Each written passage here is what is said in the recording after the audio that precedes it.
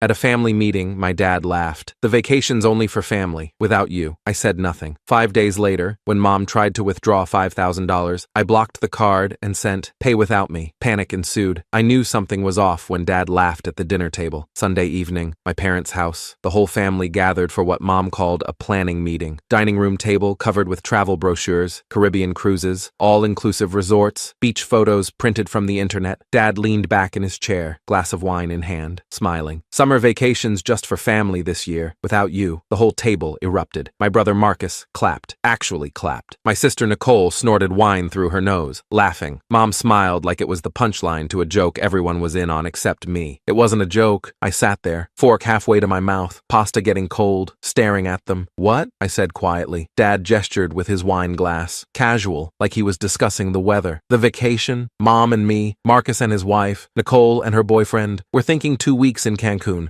but you're not invited. You understand? I didn't understand. Why? Because, Mom said, dabbing her mouth with a napkin, you've made it clear you don't value family time, so we're taking a real family trip. The people who actually care. My brother raised his glass. To family who show up. They all clinked glasses, laughing, drinking, moving on to discuss resort amenities. I sat there, silent, trying to process, trying to understand what I'd done to deserve this. 3 weeks earlier, I'd taken a weekend trip to Colorado with my girlfriend Emily, just the two of us, Thursday through Sunday, 4 days. We'd been planning it for months. Hiking, camping, cheap beer around a campfire, quiet time away from work, away from stress, away from family. I hadn't invited my parents because it wasn't their trip. It was ours, Emily and me. Couples weekend. Normal thing that normal couples do, but they found out from Instagram. Emily had posted a photo. Mountains, sunset, me with my arm around her. Caption, best weekend. Within 2 days, my sister called me selfish. My brother sent a long text about how I'd changed, how I used to value family, how I was different now, distant. Mom dropped the guilt bomb in a voicemail. We've always been there for you. Every birthday, every holiday, every crisis. But you run away like we don't exist, like we're nothing to you. I'd tried to explain. It was just a weekend, just a trip. I'd see them at the next family dinner. Nothing had changed, but apparently everything had changed. I'd thought this Sunday barbecue was Mom's peace offering,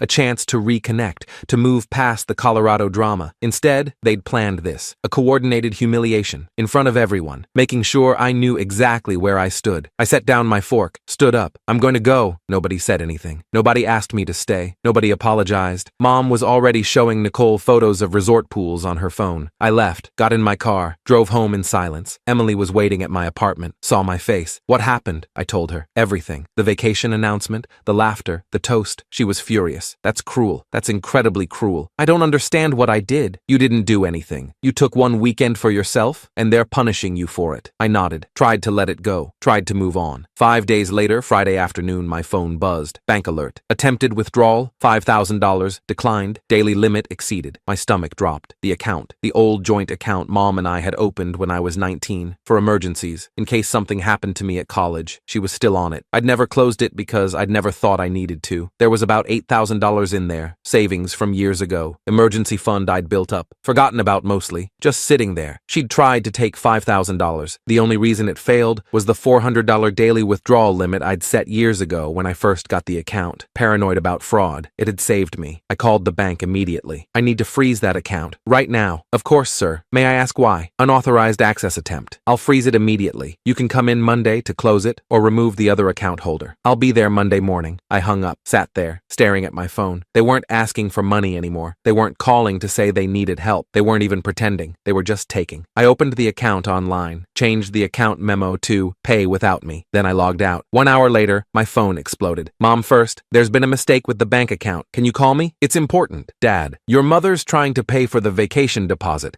The account isn't working. Fix it. Marcus, dude, seriously? You're blocking Mom from the account over a stupid argument? Nicole, series of laughing emojis. Then a screenshot. The declined transaction showing $5,000 withdrawal attempt. Caption, when your tantrum affects the whole family, I replied to the group chat. One word. Okay. Then I muted it. But I didn't stop there. I started planning. I opened my laptop, went through every account, every connection, every shared access point, removed Mom and Dad from my emergency contacts at work, removed them from my medical records, removed them from my insurance beneficiaries, removed them from everything, changed every password, email, bank, social media, everything, made them all different, made them all complex, closed the joint account entirely online, transferred the funds to a new account at a different bank, one they didn't know about, called my apartment complex. inbox. I need to update my authorized visitor list. Remove these 3 names. Gave them Mom, Dad, Marcus, Nicole, all of them. None of them could access my building anymore without me buzzing them in. 3 days later, Tuesday evening, I came home from work around 6. My apartment door was unlocked. I always locked it. Always. Paranoid habit from living in the city. I pushed it open slowly, cautiously. My parents were inside, sitting in my living room like they owned the place. Dad was flipping through my photo albums, the old printed ones from college, my private things. Mom had brought an overnight bag, like she'd planned to stay. It was sitting by the couch. My sister Nicole was sprawled on my couch, shoes kicked off, feet on my coffee table, scrolling her phone, eating my snacks. What the hell? I said. Mom stood up, smiled, sweet, fake. We needed to talk. You weren't answering your phone, so we let ourselves in. Emily appeared behind me. She'd driven over separately, walking up just as I opened the door. You broke into his apartment, she said. Not a question, a statement. Mom gave her an icy look, cold, dismissive. This is family business, private. It doesn't concern you. Dad set down my photo album, looked at Emily. This is your fault. He wasn't like this before you. You've changed him, poisoned him against his own family. Nicole laughed. He's being such a flake. It's embarrassing. How did you get in? I asked. Mom smiled. I kept a copy of your key from when you first moved in, just in case. Mother's intuition. You need to leave. Right now. We're not leaving until we settle this, Dad said, standing up. Voice firm, authoritative. The voice he used when I was a child and he was laying down the law. You embarrassed us. You blocked the account. You're acting like a child and you owe us. Owe you what? A vacation. Compensation for abandoning us, for choosing her, he pointed at Emily, over your own family. Get out of my apartment. Mom's face hardened, sweet mask dropping. You're making a huge mistake. Get out. They left slowly, dramatically, making a show of it. Dad grabbing his jacket, Mom picking up her bag, Nicole putting her shoes back on with exaggerated movements. At the door, Mom turned, looked right at me. You're going to regret this. You have no idea what you've just done. The door closed. Emily immediately locked it. Deadbolt. Chain. That was insane, she said. They kept a key. They broke in. That's illegal. I called the landlord that night. Someone entered my apartment without permission today. I need the locks changed. Tomorrow, if possible. Was it a break-in? Should I call the police? It was my parents. But yes, I don't want them to have access anymore. I'll have maintenance change the locks first thing tomorrow morning. That night, lying in bed, I couldn't sleep. My mind racing, trying to figure out what to do, how to protect myself, how to stop this from escalating. Then I thought of someone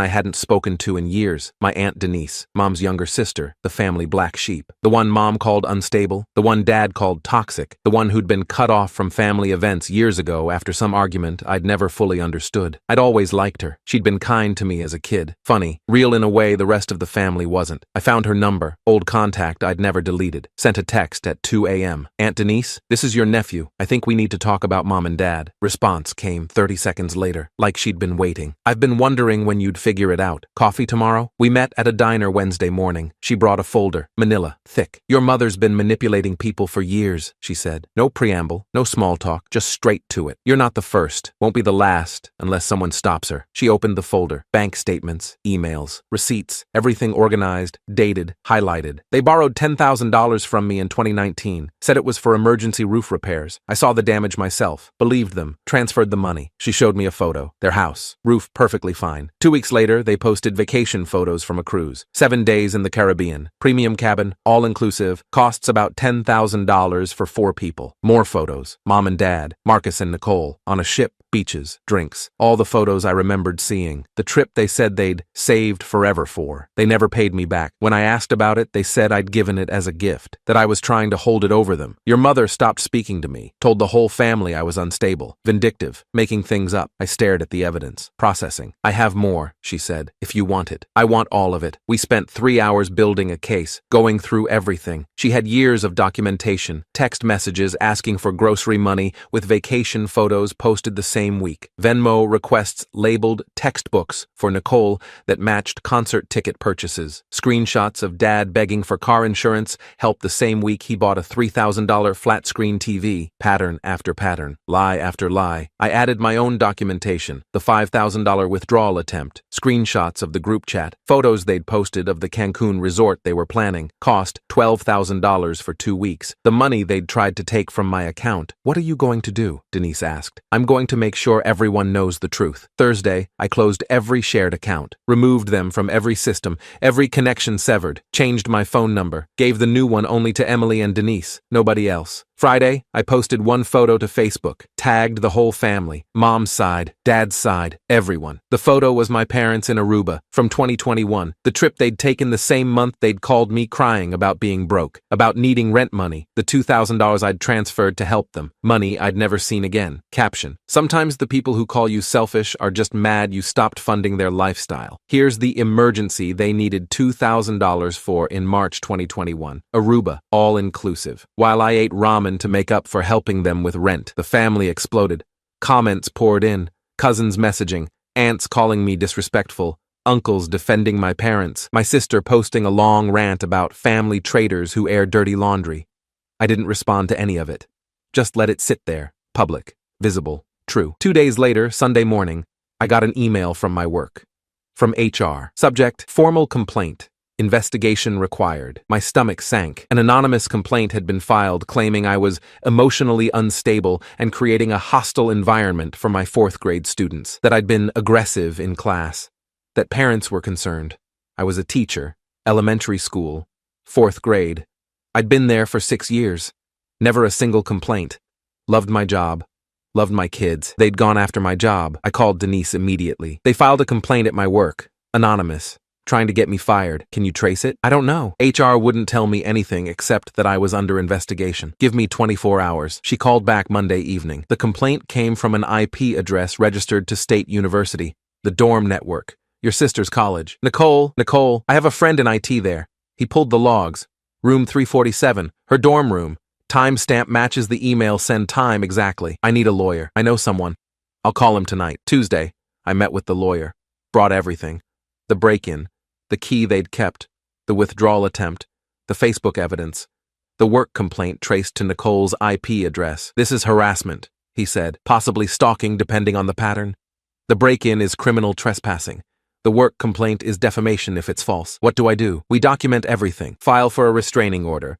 Notify the school board about the false complaint with evidence. Let them handle Nicole, and we send a cease and desist to your parents.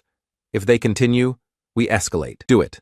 All of it. Wednesday, I sent one final message to the extended family group chat. Both sides. Everyone who'd been commenting on the Facebook post. Everyone who'd been calling me disrespectful. Everyone who thought they knew the story.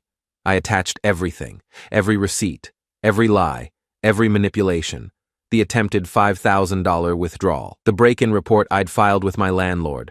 The false work complaint traced to Nicole's dorm IP address with timestamps. Aunt Denise's documentation of the $10,000 roof repair that became a cruise. Every vacation photo paired with every "we're broke" text message asking for money. One line. Before you believe their version of me, see the version of them they never mention. I'm done being their ATM and their scapegoat. Posted it. Left the group chat immediately. Didn't wait for responses. The chat apparently went silent. Denise told me later. 5 minutes of nothing, then 10. Then my dad's sister, Aunt Caroline, messaged, "This is disgusting. I can't believe I defended them." Then others. One by one. Cousins, uncles, people who'd called me disrespectful, now apologizing, now seeing it. Mom texted Emily directly. I saw it on Emily's phone. "You poisoned him. He wasn't like this before you. This is your fault. You destroyed our family." Emily showed me. Should I respond? Block her. Block all of them. She did. Thursday, the lawyer filed the no-contact order, restraining order against all 4 of them. Mom, Dad, Marcus, Nicole. Stay 500 feet away from me. Emily, my workplace, my apartment. Filed the trespassing report with police. My landlord provided the security camera footage showing them entering my building, showing Mom using a key, showing them leaving an hour later. The school board received the evidence package about Nicole's false complaint, the IP trace, the timestamps. Everything. They immediately closed the investigation into me and opened one into the complaint itself. Potential charges against Nicole for filing a false report. My landlord changed my locks that day. Installed a security camera above my door.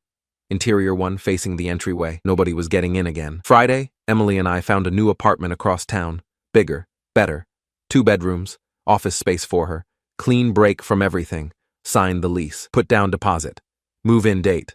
2 weeks. I deleted the family group chat, blocked every number, every social media account, every connection, started sleeping through the night again for the first time in weeks. 2 months later, mid-September, my phone buzzed. Unknown number. I almost deleted it automatically. Then I saw the preview. "Please, we need to talk. This has gone too far. Mom, new number somehow." Last attempt. I stared at it for 30 seconds, then blocked the number without reading the full message. Deleted it.